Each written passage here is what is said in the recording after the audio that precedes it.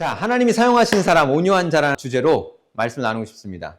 자, 지난주 리캡을 좀 해볼게요. 자, 예수님은 하나님이 주인 되시는 새로운 나라를 세우고 계시다고 얘기를 했습니다. 마태는 그 나라 이름을 하늘나라라고 부릅니다. 그 나라에는 누구나 들어갈 수 있지만 아무나 들어올 수는 없습니다. 왜냐하면 첫 번째, 그 하늘나라에는 예수밖에 없기 때문이에요. 다른 것은 없습니다. 그래서 예수 외에 다른 것을 가지고 들어갈 수가 없습니다. 베드로와 요한처럼 예수 외에 다른 모든 것은 버려야 돼요. 다른 것을 기대하는 사람은 가고 싶지도 그리고 갈 수도 없는 나라입니다. 두 번째, 그 나라는 심령이 가난한 자만 갈 수 있다고 해요. 즉, 자신이 완전 파산했음을 알고 파산 신청을 하는 그런 사람에게만 주어지는 은혜라는 거예요. 세 번째, 그 나라는 미래에 시작되는 나라가 아니라 바로 지금 이 순간 시작되는 나라라고 합니다. 잡을 수 없는 미래가 아니라 그것은 언제나 현재이고 지금이라고 마태는 얘기를 합니다. 네 번째, 그 나라는 죄를 미워하고 죄에 대해 애통하는 그런 사람들을 통해 세워진다고 합니다. 왜냐하면 죄에 대해 통회하고 깨어질 때 하나님의 회복이, 임재가, 위로가 임하기 때문이라는 것입니다. 자, 그리고 오늘 우리 모두에게 주신 하나님 나라의 원리는 무엇일까요? 온유한 자는 복이 있나니 그들이 땅을 기업으로 받을 것이며입니다. 제가 며칠 전에 제가 좋아하고 멘토 되시는 목사님과 목회에 대한, 사역에 대한 대화를 한 적이 있습니다. 그러면서 결론 내리는 게, 그분과 함께 이제 결론 내리는 게, 목회가 뭘까요, 목사님? 이 사역이 뭘까요? 그렇게 쭉 얘기를 하면서 결론 내린 게 뭐냐면, 목회는 사실 목사가 성도들을 사역하는 것이 아니라 하나님이 목사를 빚으시는 시간이라는 거예요. 이미 20년 넘게 목회하신 분의 입에서 그 얘기가 나오더라고요. 내가 누군가를 바꾼다고 생각하면 그거는 사실 착각이라는 거예요. 그런데 정말 그 말이 맞는 게, 하나님이 나를 빚으시는 그 깎임과 빚음을 경험하는 삶이 없으면 나의 사역은 머리와 입에서 나오는 꽹가리가 될 수밖에 없는 것 같아요. 사실 바리새인들이 그랬습니다. 자신들은 하나님 앞에 깨어지지도 빚어지지도 않으면서 주위 사람들만 바꾸려고 가르치려고 하는 거예요. 사실 좀 제 모습이 좀 그래요. 제 삶이 좀 그래요. 저는 이제 가르치는 걸 좋아하기 때문에. 그래서 아내랑 이제 결혼하고 처음에서도 제가 말만 하면 약간 가르치려고 하는 성향이 있는 거예요. 그래서 아내가 그것 때문에 되게 힘들어했어요. 근데 이제 그것들을 계속 바꿔가고 있지만 사실 쉽진 않아요. 이게 성향적인 부분이 되게 많아서. 그런데 재밌는 건 하나님이 저에게 오늘 이 말씀을 통해 되게 많은 걸 말씀하신 것 같아요. 사역은 그래서 사람들을 바꾸는 것이 아니라 사실 내가 바뀌는 것 같아요. 내가 바뀌고 있을 때 하나님이 나를 통해 일하십니다. 내가 깨어질 때 하나님은 그 깨어짐을 통해 내 주위 사람들에게 일하세요. 내가 부서질 때 하나님은 그 부서짐을 통해 일하세요. 내 심령이 가난할 때, 내가 애통할 때 하나님은 그곳에 임재하셔서 마치 땅에 물을 부으면 물이 흘러가듯이 나를 통해 하나님의 기름 부으심과 은혜가 흘러가게 하세요. 그러니까 내가 깨어지면 깨어질수록 하나님은 더 깊이 일하실 수 있다라는 것입니다. 이게 바로 하나님의 사역인 것을 보게 됩니다. 그런데 하나님이 사용하시는 사람들의 그 여러 특징 중에서도 가장 중요한 것이 있음을 보게 되는데, 오늘 설교는 하나님이 사용하시는 그 사람들의 아주 중요한 조건의 특징에 관한 거예요. 너무 중요합니다. 하나님 특별히 저에게 이 시간, 이 말씀을 주면서 너무 많이 말씀하시는 시간이었어요. 함께 한번 살펴봤으면 좋겠습니다. 예수님은 오늘 본문에서 하나님 나라에서는 온유한 자가 복이 있다라고 하십니다. 그 복이 무엇이냐면 땅을 기업으로 받는 거라고 해요. 이 말은 우리가 착각하면 안 되는 게, 절대 온유한 사람은 땅 부자, 부동산 부자, 재벌이 된다라는 그런 말이 아닙니다. 혹시라도. 이것은 마치 하나의 관용어처럼 구약과 유대 문화를 모르면 이해할 수 없는 표현이에요. 땅을 기업으로 받는다. 그 표현은 하나님과 이스라엘 백성 사이에서 자주 쓰이는 말이었어요. 하나님은 아브라함을 부르셔서 그의 자손들이 복의 근원과 통로가 되게 할 거라고 약속하시죠. 즉 제사장 나라가 될 거라는 겁니다. 400년 후에 어떤 일이 일어나죠? 하나님이 이집트에서 종살이 하던 이스라엘을 불러내어 광야에서 하나님 나라의 법과 방식을 가르치십니다. 그러면서 말씀하신 게 뭐예요? 가나안 땅을 내가 너희에게 기업으로 주신다라는 거예요. 그 죄로 얼룩진 가나안 땅에서 하나님 나라 백성으로 살아가라는 것입니다. 즉 거기서 제사장 나라로서 온 열방을 사역하면서 복의 통로가 되라는 것이죠. 거기서 땅 부자 되라는 게 아니에요. 잘 먹고 잘 살라고 젖과 꿀이 흐르는 땅에서 니네 잘 먹고 잘 살라고 주시는 땅이 아니에요. 사실 이집트가 더 풍요로운 땅이었습니다. 더 먹기 좋은 땅이었습니다. 그랬으면 이집트를 뒤집으시고 이집트를 하나님이 이스라엘 백성에게 주셨겠죠. 하지만 하나님은 그러시지 않았어요. 하나님은 그들에게 그 땅으로 들어가서 그 땅의 그 죄악된 세상 가운데서 그곳에서 사역하라고 부르신 거예요. 그래서 땅을 기업으로 받는다는 것의 그 의미는 우리를 통해서 하나님이 이 땅에 하나님 나라를 실현시키겠다, 그런 의미입니다. 이것은 마태가 마태복음에 사용하는 땅의 개념과 같습니다. 하늘에 이루어진 아버지의 뜻이 이 땅에 이루어지게 하시겠다라는 거예요. 우리를 통해 그 지경을 넓히시겠다라는 것입니다. 그러니까 현대식으로 쉽게 얘기하면 이게 뭐가 될까요? 우리에게 영혼을 맡기시고 그 사역의 지경을 넓히시겠다라는 거예요. 하나님께서 자신의 기업을 맡기시겠다라는 거예요.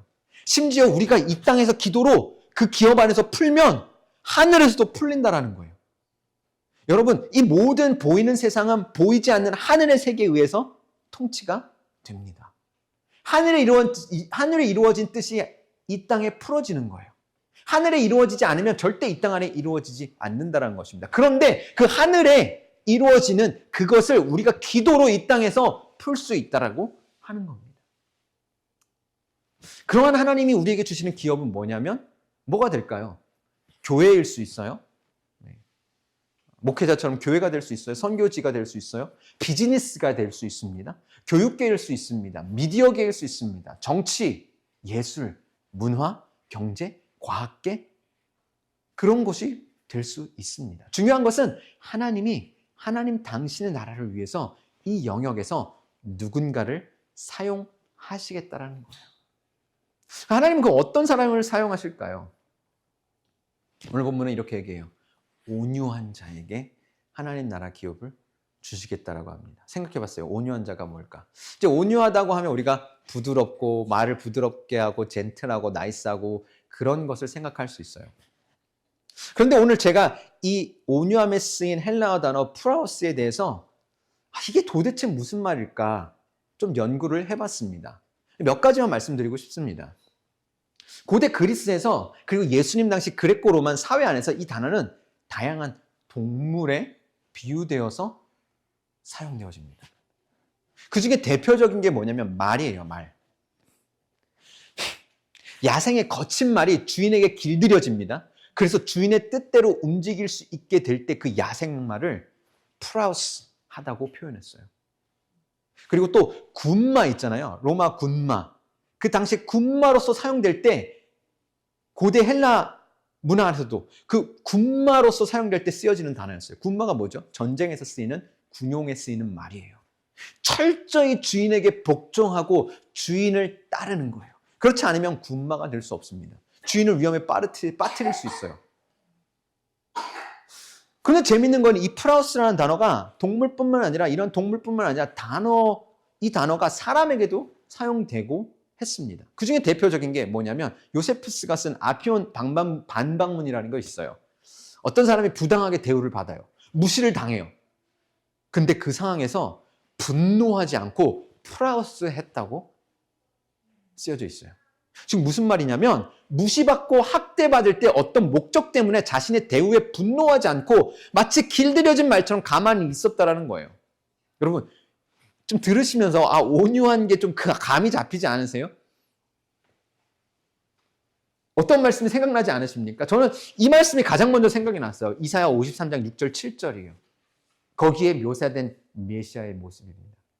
우리는 모두 양처럼 길을 잃고 제각각 자기 길로 흩어져 가버렸지만 여호와께서는 우리 모두의 죄악을 그에게 지우셨다. 그는 학대를 받고 괴롭힘을 당했지만 입을 열지 않았다.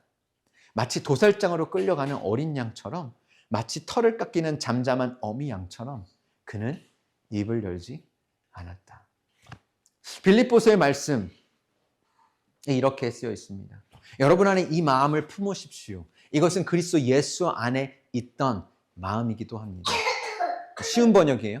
그분은 본래 하나님의 본체셨으나 하나님과 동등됨을 기득권으로 여기지 않으시고 오히려 자신을 비워 종의 형체를 가져 사람의 모양이 되셨습니다. 그리고 그분은 자신을 낮춰 죽기까지 순종하셨으니 그 십자가에 달려 죽으신 것입니다. 저는 예수님의 이러한 것을 보면서 너무 이건 나랑 안 맞는다. 너무 힘든 것 같아요. 예수님이 가장 완벽한 온유한 자의 모델이에요. 하나님이 사용하실 수 있는 완전한 온유한 자의 모델이었어요. 부당한 대우를 받으셨어요. 심지어 십자가에 죽기까지 순종하심으로 하나님께 완전히 순복하셨습니다. 또 온유한 자라고 불렸던 사람이 있는데 누군지 아십니까? 하나님께서 온유하다고 인정했던 사람이 누구죠? 모세예요. 맞아요. 12장 3절에서 민수기 12장 3절에서 모세는 온유함이 지면의 모든 사람보다 더하더라라고 말합니다. 그런데 이 상황이 어떤 상황인지를 이해해야 그 모세가 온유하다는 말이 무슨 말인지 알 수 있어요. 민수기 12장에서 모세가 구스 여자를 아내로 삼습니다. 근데 성경은 왜 모세가 구스 여자를 아내로 삼았는지, 구스 여자를 삼은 것이 하나님 앞에 죄인지 아닌지 말하지 않아요. 그게 중요하지 않다라는 거예요. 이거 민수기 누가 썼죠? 어떻게 보면 모세가 쓴 거예요. 근데 제가 민수기를 썼으면 거기다가 썼을 거예요. 이게 사실은 원래 이렇고 거기다가 구절해서 사실 이게 왜 하나님 앞에 죄가 아닌지 혹시나 사람들이 오해하지 않도록 설명해놨을 거예요. 답답하잖아요. 억울하잖아요. 저희 아내도 마찬가지로 저도 그러고 이렇게 억울한 걸 못 참아요. 근데 거기에 쓰여있지 않아요. 대신에 이 일로 미리암과 아론이 모세를 비방합니다. 그러면서 말하기를 하나님이 모세 너랑만 일하시냐? 야 우리랑도 말씀하셔. 그러는 거예요. 그 상황에서 모세는 자신을 증명하기 위해 불합리한 대우에 대해 자신을 위해 싸우지 않기로 결정한 것 같아요. 분명 모세는 자존심이 상했을 텐데 모세의 자존심은 없는 것처럼 보입니다. 만만해 보입니다. 별것 없어 보여요. 미리암과 아론의 공격해도 바보처럼 가만히 있습니다. 모세는 원래 이런 사람이 아니었어요. 생각나시죠? 젊었을 때 어땠어요? 혈기로 이집트인이 히브리인 괴롭히니까 바로 쳐 죽여버립니다. 그런데 그렇게 당당했던 모세가 자기 스스로의 자존심도 못 지키는 바보가 돼버린 거예요. 만만하게 보이는 사람이 된 거예요. 왜요? 하나님 때문에. 하나님이 자신의 주인이시기 때문이에요. 더 놀라운 것은 그때 하나님께서 모세를 대변하시고 싸우십니다. 이 세상에 어떤 사람도 그 당시 사람들 빼고 이 성경을 읽는 어떤 사람도 후대의 어떤 사람들도 모세가 왜 그랬는지 모세의 변명을 들을 수가 없어요. 대신에 이 말씀은 우리에게 이렇게 얘기해요. 모세는 온유한 자였다.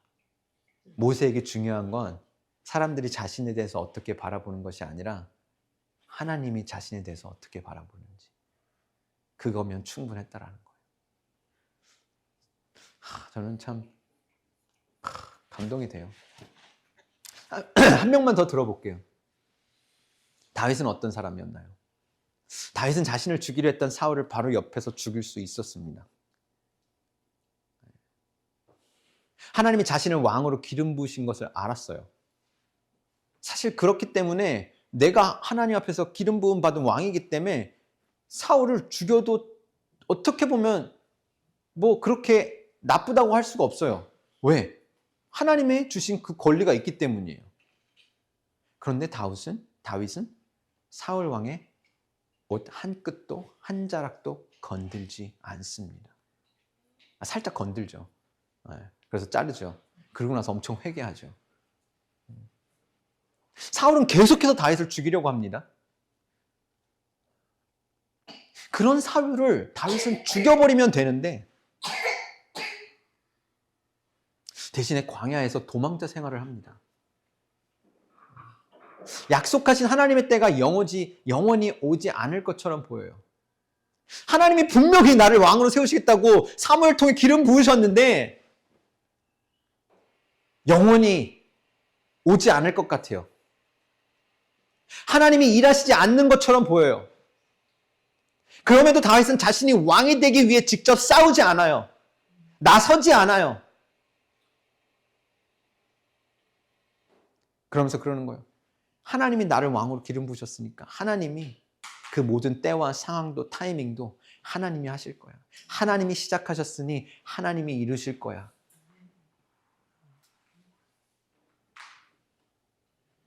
또 다른 장면이 있습니다.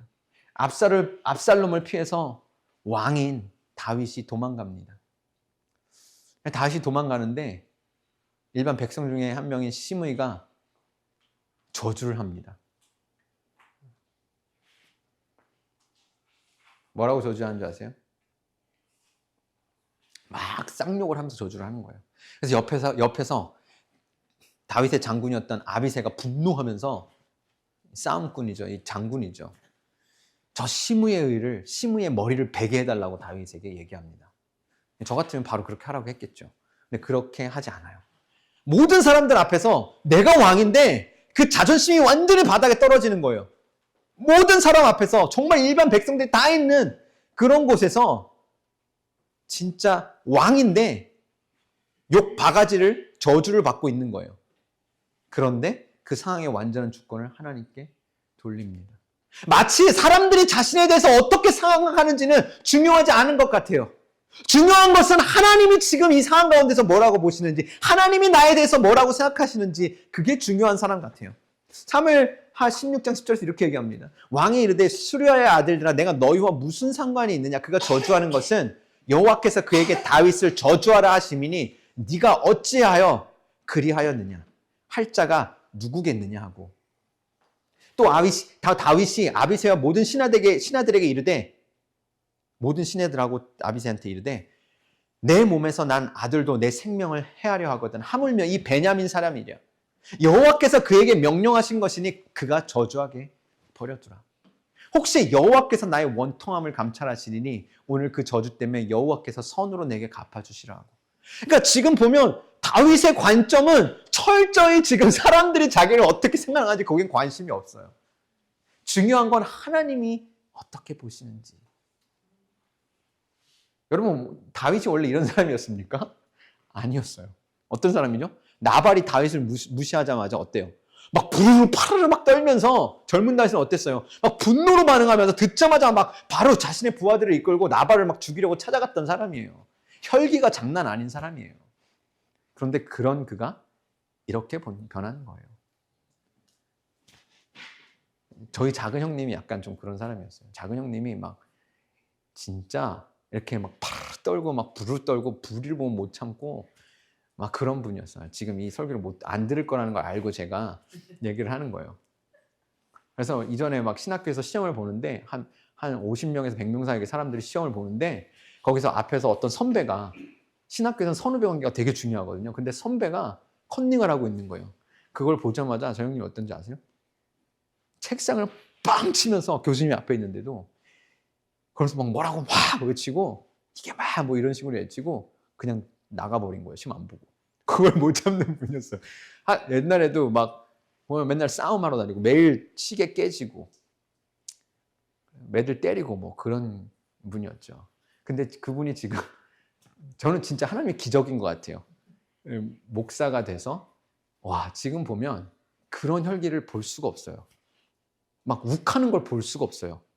그 눈빛에서 참 그런 거 보면서 하나님 살아계시다 라는 걸 보게 됩니다. 종합해 볼 때 결국 온유함은 뭘까요? 온유함은 하나님의 완전한 주인 되심을 인정하는 것입니다. 그것을 인정함으로 자기 스스로를 위해 대변하고 싸우고 자신의 자존심을 싸울 수 있는, 자존심을 위해 싸울 수 있는 그 권리를 포기하는 거예요. 그리고 그 권리를 하나님께 드리는 거예요. 세상은 우리가 무시당하지 않으려면 싸우라고 합니다. 스스로의 자존심을 당당히 세우려고 합니다. 호구 소리 듣지 않으려면 정신 바짝 차리라고 얘기를 합니다. 자신의 권리는 자기가 지켜야 된다고 해요. 그렇지 않으면 호구가 되는 세상이에요. 사람들이 만만히 보는 세상이에요.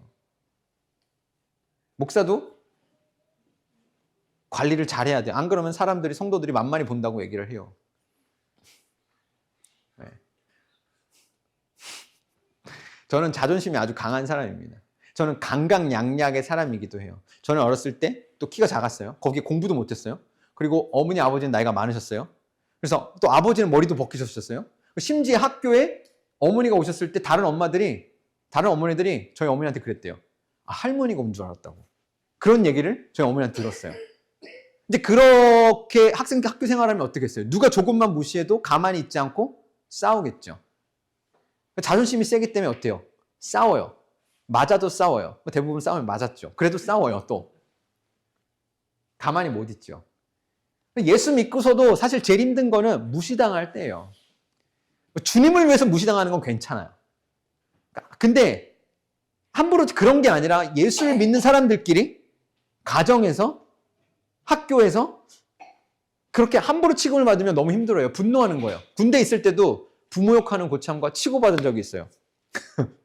이건 자랑할 게 아니라 창피한 거죠. 영창은 안 갔어요. 갈 뻔했죠.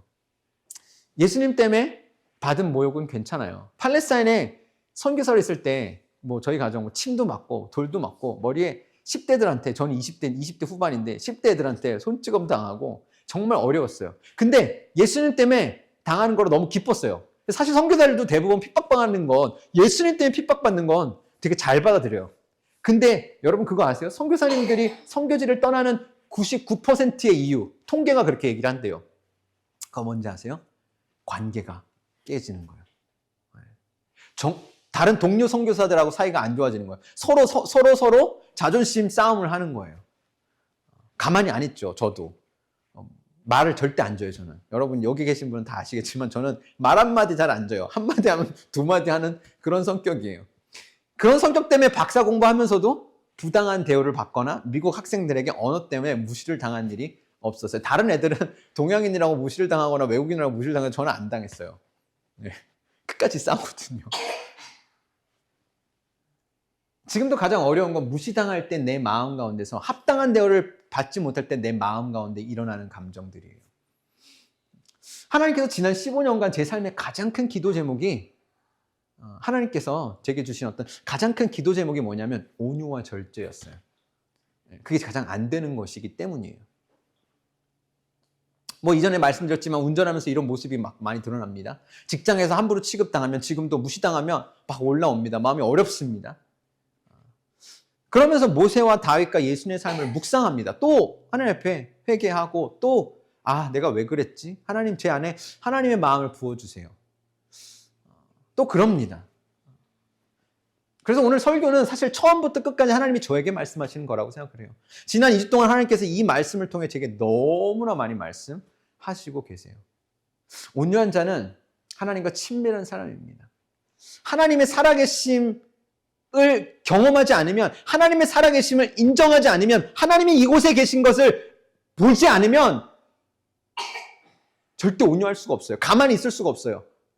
왜? 하나님이 싸우시지 않는 것 같으니까, 하나님이 내 자존심을 세워주지 않는 것 같으니까, 하나님이 계시지 않는 것 같으니까 내가 내 자신을 위해 싸우는 거예요.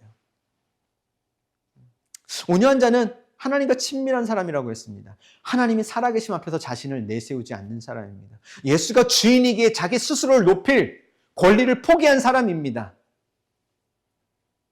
자신을 높이는 권리가 없는 사람입니다.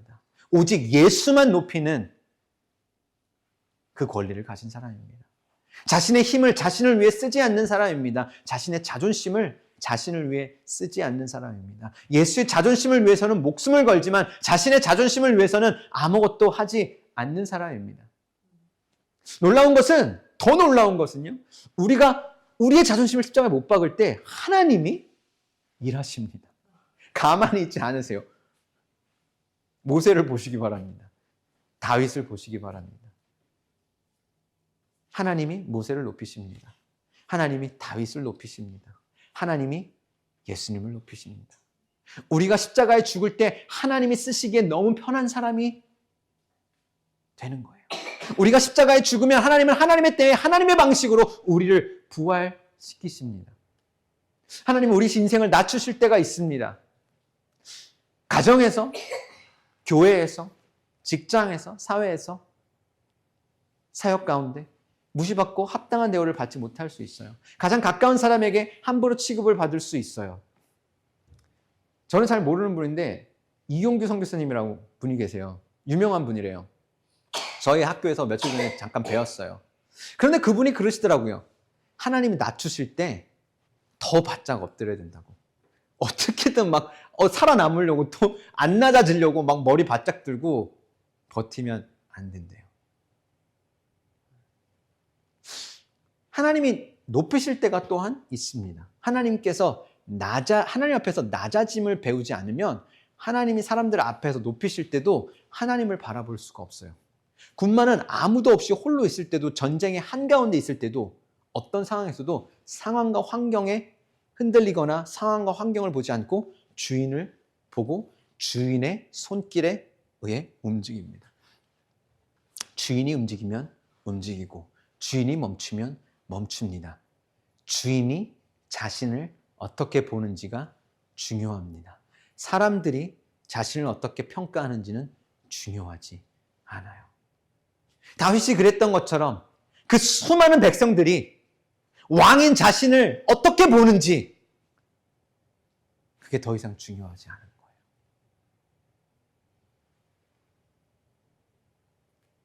모세는 리더였습니다. 수많은 백성들이 자신을 따라와야 되는데 그 리더십을 세워야 하는데 그래야 사람들이 말을 잘 듣는데 자신을 위해 싸우지 않습니다. 그럴 때 하나님이 그 모세를 위해, 다윗을 위해 상을 바꾸시고 하나님이 아니면 설명할 수 없는 일들로 그들을 이끌어 가십니다. 하나님은 온유한 자를 사용하십니다. 하나님은 하나님의 살아계심을 알기 위해, 하나님을 경외하기에 누가 뭐래도 세상이 뭐라 해도 자신을 위해 싸우지 않는 것 같아요. 좀 기도할까요? 우리가 함께 기도하고 싶습니다.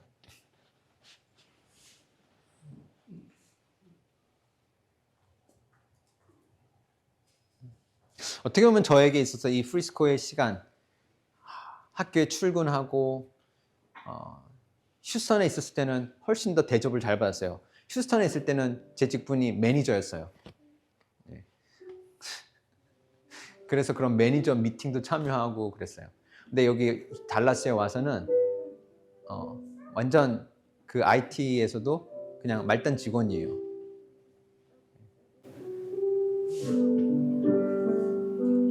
그리고 뭐 쉽지 않죠, 여러분. 시간도 없어요. 공부할 시간도 별로 없어요. 네. 어떻게 보면은 이 시간이 사실 쉽지 않은 시간인 것 같아요. 교회를 개척을 했어요. 근데 하나님 말씀하셔서 너무 분명하게 하나님이 그림을 보여줘서 물줄기가 막 흘러가는 걸 봤어요. 아, 그러고 나서 하나님이 이 땅 가운데 정말 말씀으로 꿈을 꾸는 세대가 일어날 거라고 보여주셨어요. 전 너무 기대하면서 왔어요. 그랬기 때문에 팀도 없었지만 돈도 없었지만 그냥 순종함으로 온 거예요. 우리가 이전까지 살아온 것처럼. 근데 6개월이 지나고 지금 6개월이 지나가고 있어요. 그럼에도 불구하고 하나님은 너무 놀랍게 일하시지만 우리 가정 가운데 너무 놀랍게 재정적으로 공급하시고 우리를 먹이시고 입히시지만 제가 생각했던 것처럼 그러한 하나님의 사람들은 일어나는 것이 보이지 않아요. 마치 엘리야가 비구름을 위해서 막 기도를 합니다. 비가 올 거라고 막 예언을 하고 비가 올 거라고 얘기를 하고 그리고 나서 하나님 앞에 엎드려서 막 기도를 해요. 막 기도를 해요. 그러다가 쫙 보니까 약간 자그만 정말 손바닥만한 구름이 일어납니다. 그리고 나서 일어나서 비가 올 거라고 얘기하고 달려갑니다. 정말 비가 내리죠.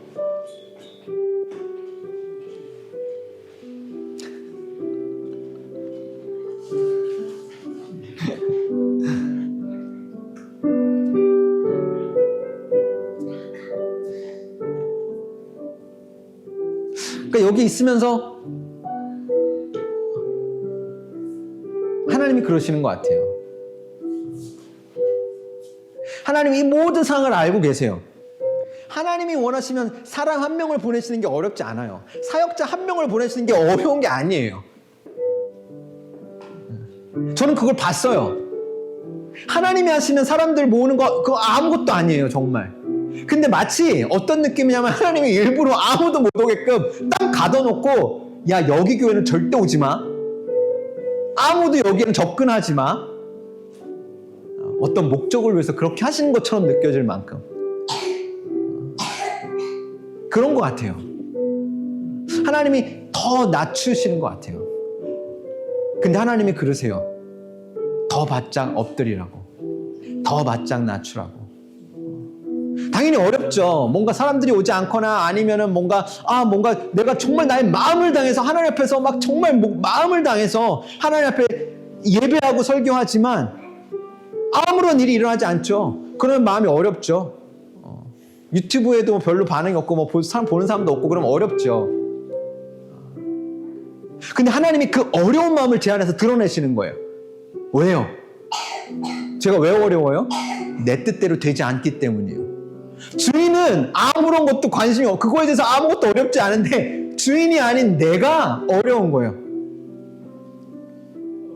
주인이 어렵지 않으면 그 종도 어려우면 안 되는 거예요. 그냥 가만히 있고 즐거워하면 되는 거예요. 기뻐하면 되는 거예요. 주인이 좋은데 왜 종이 어려워해? 내 계획이 안 되어지고 내 생각이 안 되어지고 내 뜻이 안 이루어지기 때문이에요. 그럼 하나님이 이런 감정들, 이런 모습을 더 드러내시는 거예요. 정말 내 바닥을 드러내시는 거예요. 그러면서 하나님이 나 봐. 하나님이 어떻게 생각하시는지, 하나님이 괜찮으면 나도 괜찮아야 하는 거예요. 하나님이 괜찮으면, 하나님이 기뻐하시면 내가 기뻐야 되는 거예요. 그 상황과 모습과 누가 운명을 보든지 누가 어떠한 모습에 있든지 하나님이 나에게 부르셨으면 그 부르신 그분을 내가 기뻐하는 거예요. 종은 주인이 기뻐하면 무슨 상황이든지 기뻐하는 겁니다. 하나님이 그걸 가르치시는 것 같아요. 혹시 이것을 듣는, 이 설교를 듣는 분 가운데 하나님 저와 같이 여러분에게 말씀하신다라면 이 시간 우리가 좀 하나님 앞에 우리의 권리를 다시 한번 드렸으면 좋겠어요. 우리는 우리를 위해 살지 않고 우리가 예수 그리스도를 믿는 순간 우리는 더 이상 우리 스스로를 위해 사는 것이 아니라 예수 그리스도를 위해 살기로 결정한 사람들입니다. 우리의 주인은 예수님이십니다. 주인이 기뻐하실 때 우리는 기뻐하는 거예요. 세상 사람들이 우리를 어떻게 평가하는지 그건 중요한 것이 아닙니다. 세상의 교회가 어떻게 돌아가든지 간에, 다른 교회들이 어떻게 움직이든 간에 교회를 평가하는 것이 성도가 몇 명인지 그렇게 평가하든 안 하든 그것은 중요한 게 아니에요. 내 주인이 어떻게 나를 보는지가 중요한 거예요.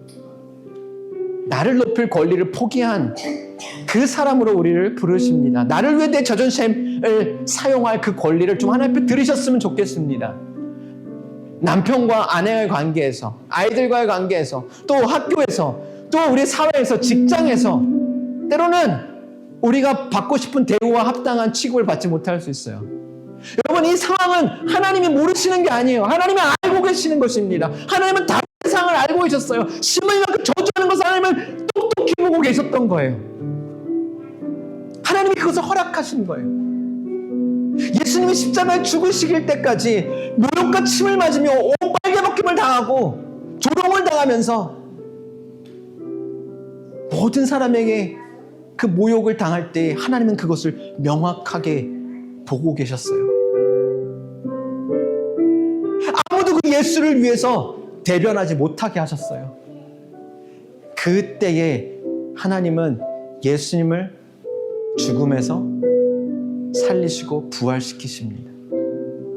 하나님이 낮추시면 낮추시는 대로, 높이시면 높이시는 대로 그 온유함의 부르심으로 함께 나아갔으면 좋겠습니다. 같이 기도할까요? 하나님 감사합니다. 하나님 오늘도 우리에게 말씀하셔서 감사합니다.